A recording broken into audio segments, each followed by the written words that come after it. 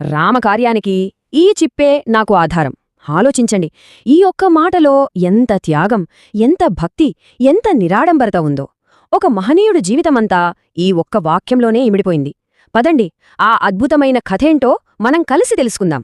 ఈరోజు మనం తెలుసుకోబోయే కథ శ్రీ వావిలకొలను సుబ్బారావు గారిది.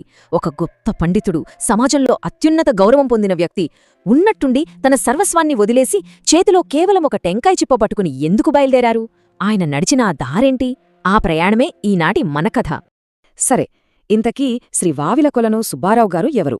ఆయన త్యాగాన్ని అర్థం చేసుకోవాలంటే ముందు ఆయన ఎంతటి ఉన్నత స్థానంలో ఉండేవారో మనం తెలుసుకోవాలి. ఆయన పేరు చెబితే చాలు పండిత లోకం మొత్తం గౌరవంతో తలవంచేది. వారందరూ ఆయన్ని ప్రేమగా, గౌరవంగా ఆంధ్ర వాల్మీకి అని పిలుచుకునేవారు.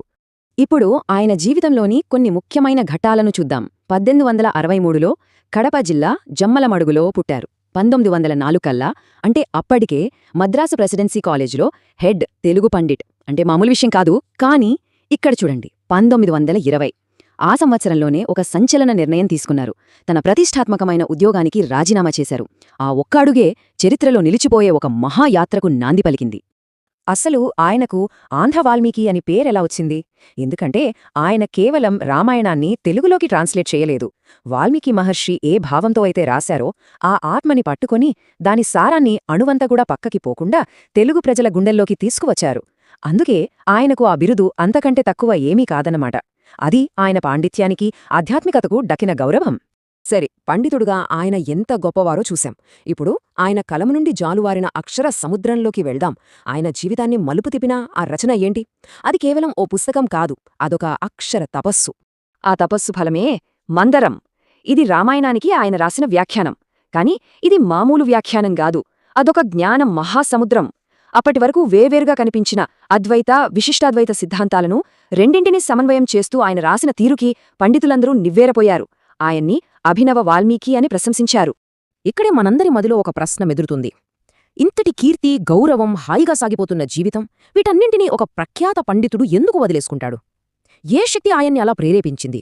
దానికి సమాధానం ఒంటిమిట్టలోని కోదండరామస్వామి ఆలయం. ఆ పవిత్ర ఆలయం శిథిలావస్థకు చేరడం చూసి ఆయన మనసు తల్లడిల్లిపోయింది. ఇక్కడ నుంచే ఆయన జీవితంలో ఒక కొత్త, అత్యంత స్ఫూర్తిదాయకమైన అధ్యాయం మొదలైంది. ఒక గొప్ప త్యాగానికి నాంది పలికింది. ఆయన మొదలుపెట్టిన ఆ అసాధారణ యాత్రే రామభిక్ష. ఆయన జీవితం ఎలా మారిపోయిందో చూడండి.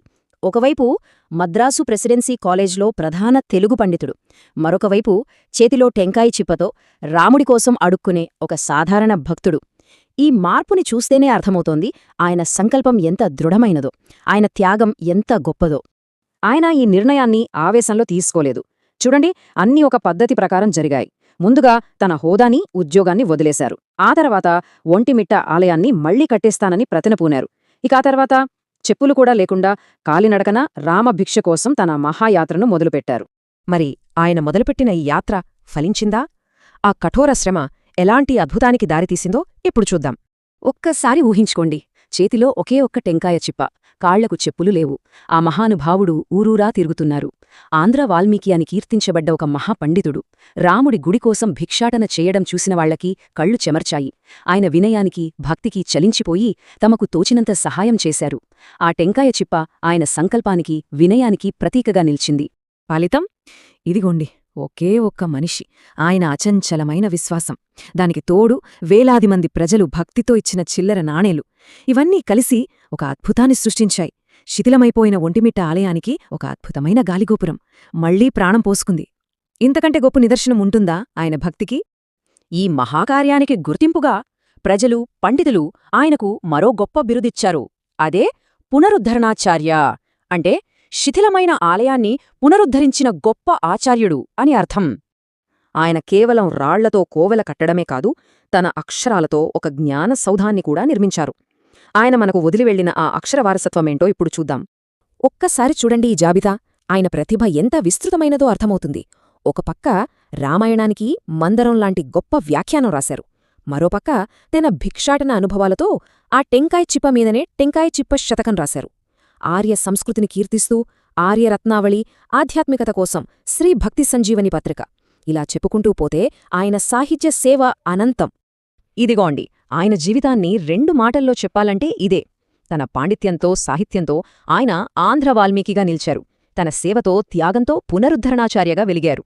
అంటే ఆయన జీవితం జ్ఞానమార్గానికి కర్మమార్గానికి ఒక వారధిలాంటిదన్నమాట. చివరగా ఒక్క ప్రశ్న మనల్ని మనం వేసుకోవాలి.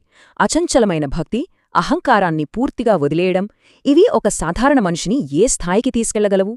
బహుశా శ్రీ వావిలకొలను సుబ్బారావు గారి జీవితమే ఆ ప్రశ్నకు సమాధానం. ఆయన తన పాండిత్యాన్ని, పదవిని, కీర్తిని, చివరికి తన సర్వస్వాన్ని ఆ శ్రీరామచంద్రుడి పాదాల దగ్గర ఒక పువ్వులా సమర్పించారు. నిజమైన భక్తి అంటే ఇదేనేమో.